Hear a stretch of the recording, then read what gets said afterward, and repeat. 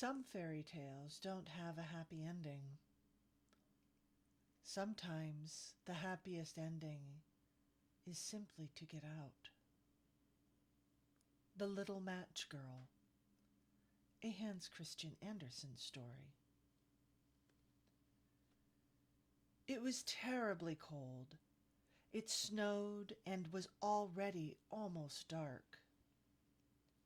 And evening came on, the last evening of the year.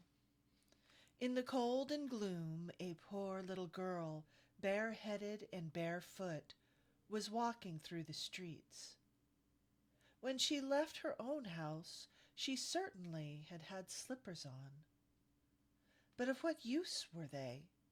They were so very big, and her mother had used them till then, so big were they. The little maid lost them as she slipped across the road where two carriages were rattling by terribly fast. One slipper was not to be found again, and a boy had seized the other and run away with it. He thought he could use it very well as a cradle, some day when he had children of his own. So now the little girl went with her little naked feet, which were quite red and blue with the cold.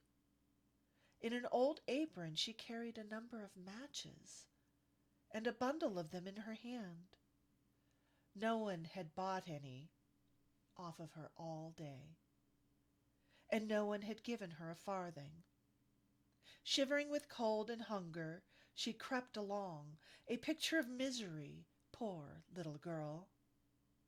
The snowflakes covered her long fair hair, which fell in pretty curls over her neck. But she did not think of that now. In all the windows lights were shining, and there was a glorious smell of roast goose, for it was New Year's Eve. Yes, she thought of that. In a corner formed by two houses, one of which projected beyond the other, she sat down, cowering. She had drawn up her little feet, but she was still colder, and she did not dare to go home, for she had sold no matches, and did not bring a farthing of money. From her father she would certainly receive a beating. And besides, it was cold at home, for they had nothing over them but a roof through which the wind whistled, though the largest rents had been stopped with straw and rags. Her little hands were almost benumbed with the cold. Ah, a match might do her good, if she could only draw one from the bundle and rub it against the wall, and warm her hands at it. She drew one out. Screech! How it sputtered and burned! It was a warm, bright flame, like a little candle. When she held her hands over it, it was a wonderful little light. It really seemed to the little girl as if she sat before a great polished stove, with bright brass feet and a brass cover. How the fire burned! How comfortable it was! But the little flame went out. The stove vanished, and she had only the remains of the burned match in her hand.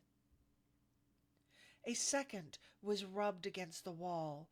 It burned up, and when the light fell upon the wall it became transparent, like a thin veil, and she could see through it into the room.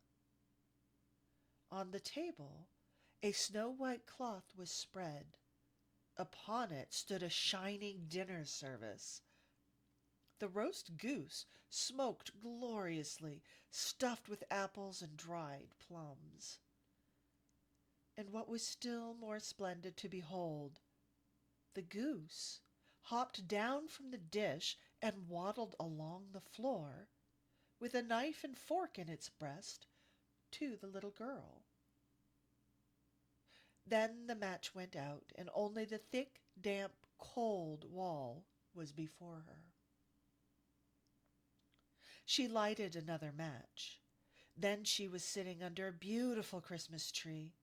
It was greater and more ornamented than the one she had seen through the glass door at the rich merchant's.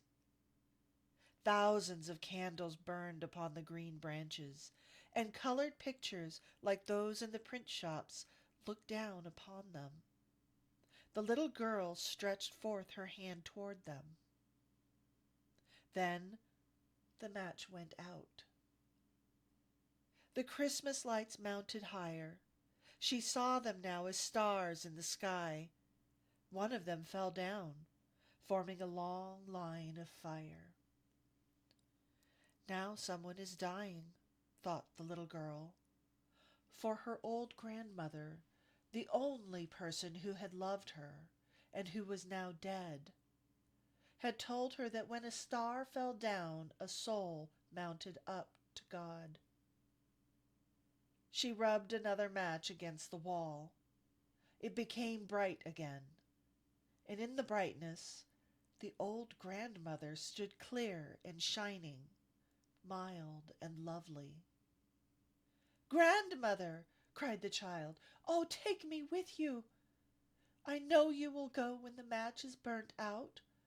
You will vanish like the warm fire, the warm food, and the great glorious Christmas tree." And she hastily rubbed the whole bundle of matches, for she wished to hold her grandmother fast. And the matches burned with such a glow that it became brighter than in the middle of the day. Grandmother had never been so large or so beautiful. She took the little girl in her arms, and both flew in brightness and joy above the earth, very, very high. And up there was neither cold, nor hunger, nor care. They were with God.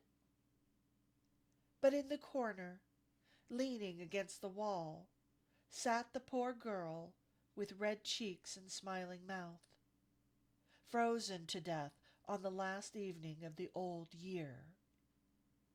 The New Year's sun rose upon a little corpse.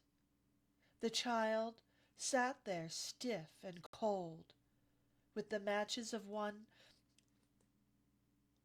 bundle was burned. She wanted to warm herself, the people said. No one imagined what a beautiful thing she had seen, and in the glory she had gone in with her grandmother to the New Year's Day.